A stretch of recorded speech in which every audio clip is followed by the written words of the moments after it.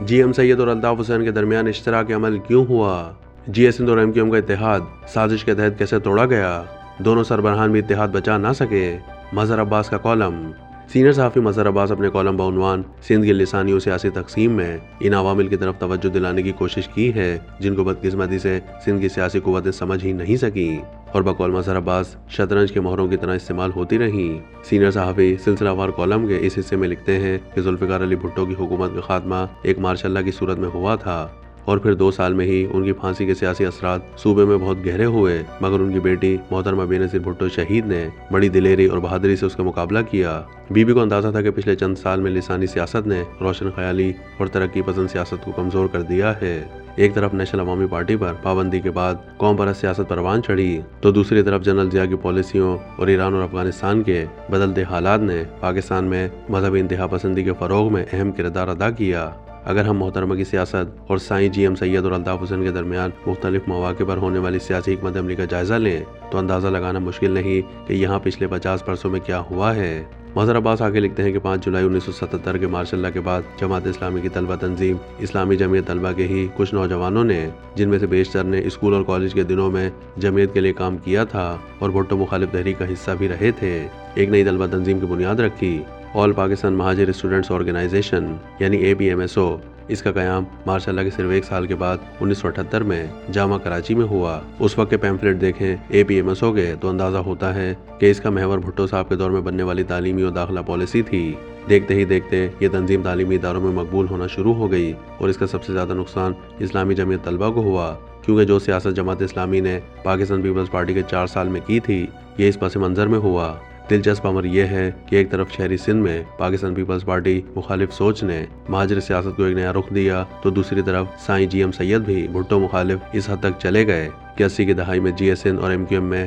پنجاب مخالف اتحاد بن گیا۔ آخر جی ایم سید بھٹو مخالف کیوں ہوئے؟ اس کی ایک بڑی وجہ تو یہ نظر آتی ہے کہ بھٹو کی سیاست میں ایک طرف سندھی مڈل کلاس کو داخلہ اور نوکریوں کا راستہ کھول کر بنیادی مسئلہ حل کر دیا گیا تھا، جس کے بعد بظاہر سندھ و دیش کا نعرہ کمزور پڑ گیا تھا، تو دوسری طرف انتخابی سیاست سے دور رہ کر سندھ نے وہی غلطی کی جو بائیں بازو کے اردو بولنے والے سیاستدانوں نے کی تھی۔ جب جی ایم سید اور الطاف حسین کے درمیان اشتراک عمل ہوا اور اصل ہدف پنجاب کی سیاسی اشرافیہ بنی تو ایک سازش کے تحت اس اتحاد کو توڑا گیا اور ایک ایسے وقت میں جب MQM کا وفد جی ایم سید کی سالگرہ میں شرکت کرتا تھا اور سندھ کے لوگ الطاف حسین کی سالگرہ میں شریک ہوتے تھے۔ حیدر بخش جتوئی چوک اور پھر 30 ستمبر 1988 میں حیدرآباد میں قتل عام اور رد عمل میں کراچی میں لاشیں گری تو فاصلے بڑھ گئے۔ سائیں اور الطاف حسین دونوں نے صورتحال کو سنبھالنے کی کوشش کی، مگر وہ قوتیں حاوی ہو گئیں جو اس اتحاد کو توڑنا چاہتی تھیں۔ کالم نگار کے مطابق اس میں کوئی شک نہیں کہ دونوں طرف بہت سے دانشوروں، ادیبوں اور صحافیوں نے کوششیں کی کہ اس سازش کو بے نقاب کریں، مگر منفی سیاست کے نتیجے میں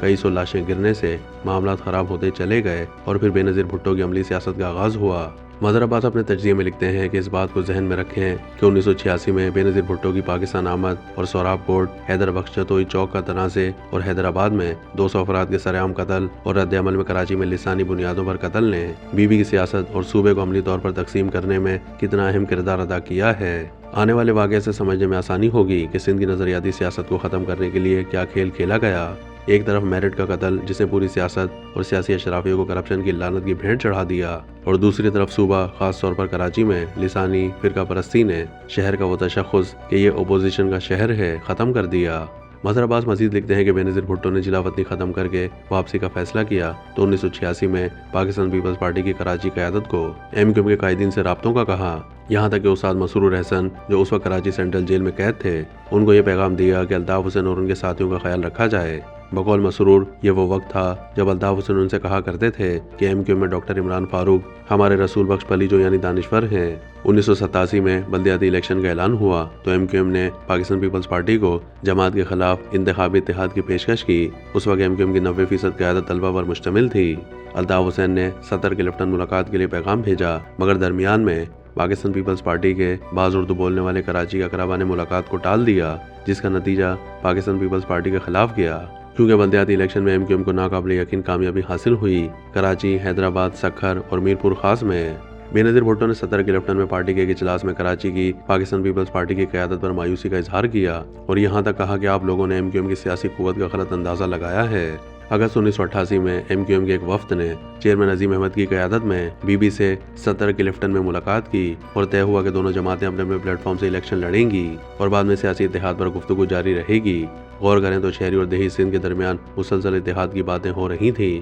اور ایسے میں آخر وہ کون سی قوتیں تھیں جنہوں نے کبھی سوراب کوٹ پر، کبھی پکا قلعہ میں، کبھی علی گڑھ میں، کبھی 30 ستمبر 1988 میں لاشیں گرا کر سندھ کو انتخابی میدان میں بھی لسانی طور پر تقسیم کر دیا۔ مظہر عباس لکھتے ہیں کہ بات یہیں ختم ہو جاتی تو غنیمت تھا، مگر ایسا نہیں ہوا۔ الیکشن ہوئے تو ایک طرف مرکز میں بی بی کو وفاق میں مشروط حکومت دی گئی، پنجاب میں شریفوں کو حکومت میں لایا گیا اور سندھ میں شہر MQM کے ہاتھ میں تھے، مگر پاکستان پیپلز پارٹی کے پاس 2/3 اکثریت تھی۔ اس کے باوجود بی بی نے نہ صرف MQM کے قائد کو مبارکباد دی بلکہ مشترکہ حکمت عملی اور حکومت میں شمولیت کی دعوت دی۔ کوئی ایک ہفتہ طویل مذاکرات دن رات ہوئے۔ ہم صحافی دوست رات بھر انتظار کر رہے ہوتے تھے۔ کئی بار بات چیت صبح 6 بجے تک چلتی، پھر دوپہر کو دوسرا اور شام کو تیسرا راؤنڈ۔ دونوں طرف کے انتہا پسندوں نے غیر ضروری تاخیر کی۔ بی بی 2 بار 90 عزیز آباد گئیں، جہاں ان کا شاندار استقبال ہوا۔ آخر میں ایک معاہدہ ہو گیا جس پر وزیر اعلیٰ سندھ قائم علی شاہ اور چیئرمین MQM عظیم احمد طارق نے دستخط کیے۔